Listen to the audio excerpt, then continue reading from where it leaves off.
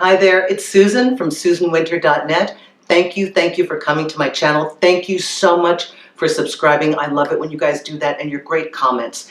Thank you so much. Know, please, how much I appreciate you. Today's topic is a little bizarre, but if it's happening to you, man, you are going to want to hear this. Is your partner punishing you with alternative facts?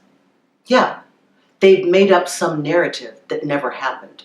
They've taken a snippet of that scene of your life, added 4 that aren't even real, shaken the whole thing together, and come up with some way that you've let them down, hurt them, betrayed them, they can't trust you, basically to give them an opportunity to have a grievance against you.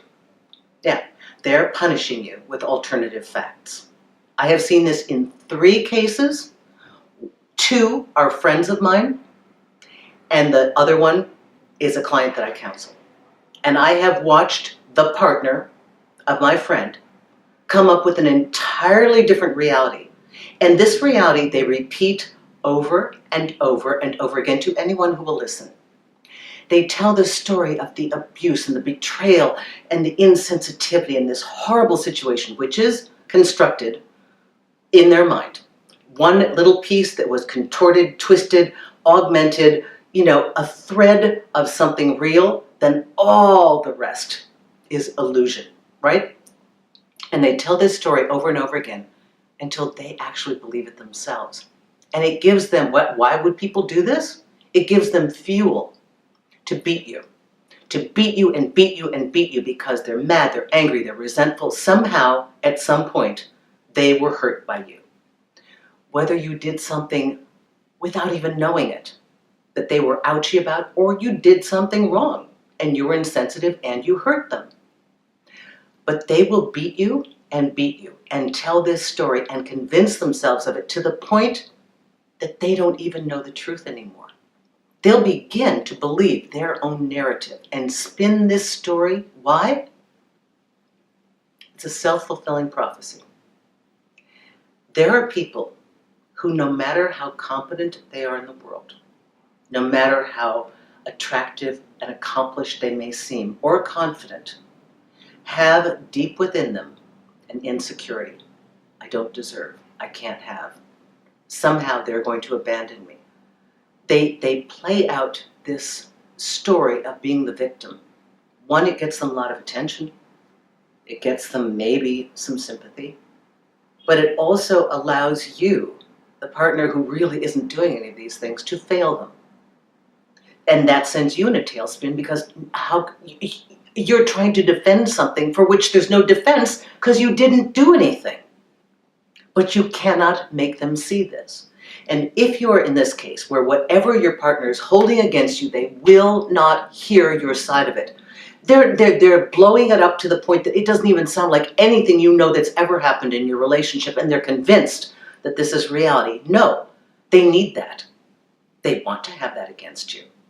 For some reason, it makes them feel strong, powerful, and they want control. Now, maybe it's not even a question of control over you. Maybe it's a sense of control of their own emotions, control of the love that they can't control, control of the vulnerability that they can't control, control of a situation, but they are seeking to manage, control the situation, and put you in a position of defending yourself. Worse yet, how many people have said, I'm sorry, and don't even know what they're apologizing for?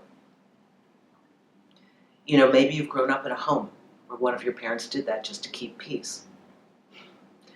You'll fall right into it. And listen, all we have to do is see it. And if you have a partner who's doing this to you, you have to calmly, firmly, and confidently say over and over again, that didn't happen. That's not what happened. It was this, this, and this. I don't know why you insist upon making that story. Those are not the events that happened. Why do you need to do this? I'm here. I want to be with you. Why do you need to make us fail? Why do you need to make me fail? Why do you need to make me bad? Because I'm not. And how does that edify you? And do you really need to do that? Because if you need to do that, we're never going to have the relationship I want to have. At some point, if your partner continues to be this illogical and needing to have you fail them, you have to really think, is this a partner I can ever be with? Because they're never going to let you win. If their need to have you be bad and to be the villain so they can be the victim and they can do whatever that payoff is for them, you're not going to be able to change that. You can try. Certainly call them out on it. Do not let anybody make you have to defend something for which you don't even understand what it is because they've made it up. And I know most of my friends that I watch go through this start automatically, no, I didn't do that. I'm so sorry, but I didn't do that. You're misunderstanding. As like a turtle on its back. You know, you don't have to do that. Just remember that each person here, as we move through romance and our understanding of it and addressing our own evolution and our skill set and learning how to manage love and emotions and unpredictability when the stakes are high. Just remember that everybody's scared, everybody's nervous, nobody wants to be left, nobody wants to be hurt. But you have to be very clear on what the truth is and your participation. And you also have to draw the lines of engagement clearly for your partner. You're not here to be a whipping boy, you're not here to be punished, and especially so for things that you've never done. So hold your ground and think twice about the future.